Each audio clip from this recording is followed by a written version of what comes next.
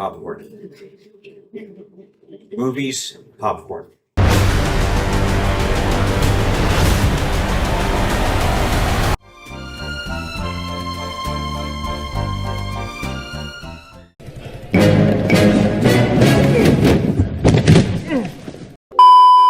After almost 30 years, the Mission Impossible franchise has come to an end with The Final Reckoning. But did it go out with a bang? Well, let's talk.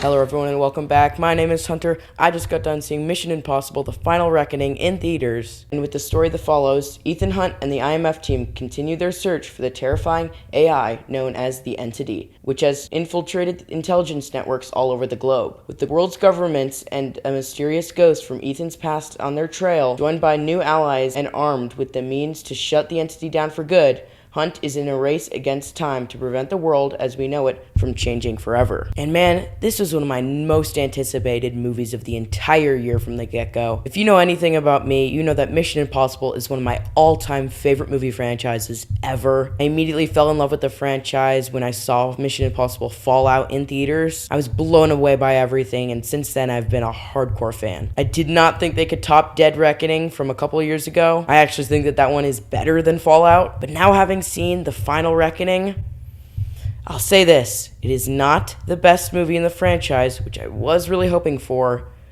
but man did it go out with a huge bang. So the first half of the movie immediately kind of started off a little weird. All of the Mission Impossible movies have a really famous opening stunt or just opening in general, and this one felt just really out of place and kind of was just taken off guard. You know, once the credits started rolling for the opening and the theme song kicked in, I was just like, okay, that was an opening, but this is where something that I did not think would happen in this movie really happened, and that is the amount of exposition dump there is. Now, if you've been following these movies, you've known that this movie was originally titled Dead Reckoning Part 2. There were supposed to be 2 parts, but instead this got renamed to The Final Reckoning, and I feel like one of the main problems this movie has is actually due to the last one, where the last one I feel like should have had a lot more story elements that I now realized. I mean, this movie is almost 3 hours, and you can definitely feel the runtime. They had to cram as much information and as much stuff in the movie as possible just to make the audience clear on what's going on.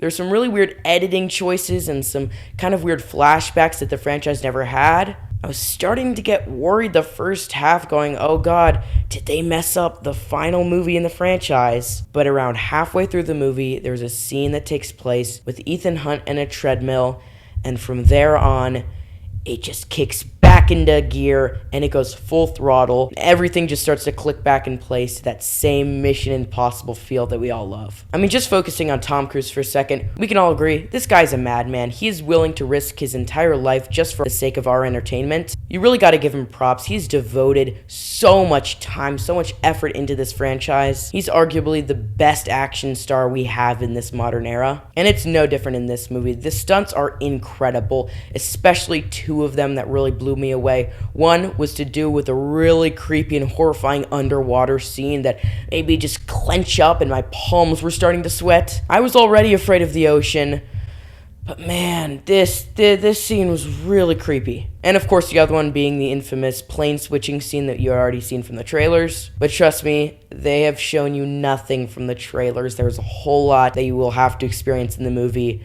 And man, the fact that Tom Cruise actually hung off of a plane, switched planes, it just all blows my mind. Now for the final movie in the franchise, I feel like this did connect back to the original films really well. There's actually a couple of times where a lot of the characters are kind of related or kind of connected to the past characters in the franchise, or some of the weapons relating back to previous missions. It all just comes full circle and it's all just really satisfying. This movie did have some emotional scenes too, and I think a lot of the reason to that is due to the acting. The acting chops on all these actors and actresses is insane. I mean, Tom Cruise is at his peak. Haley Atwell is amazing. Ving Rhames and Simon Pegg are also really great as the OG and team members, and all the other ones were a really nice addition. Also, one of the things I absolutely loved about Dead Reckoning was the villain being an AI entity. It's absolutely crazy how relevant this is in our real world and how AI can actually have a possibility of taking over, how ruthless it is, and well, this movie, you don't get to see as much of it as you do in the last movie. It still poses as a huge threat. So like I said, the first half was a little bumpy, but once it starts to kick into full gear, you're gonna absolutely have a blast with this movie. My theater was packed to the brim with so many people. They're all just super excited, clapping, cheering, all just amazed at how crazy Tom Cruise is. It's honestly insane that the Mission Impossible franchise has come to an end. I know Tom Cruise says that he wants to continue these movies and do them till he's like 80, but I'm gonna be honest, if they decide to stop the franchise here, I'm more than happy with that. So yeah, I'm gonna give Mission Impossible: The Final Reckoning 4.5 stars.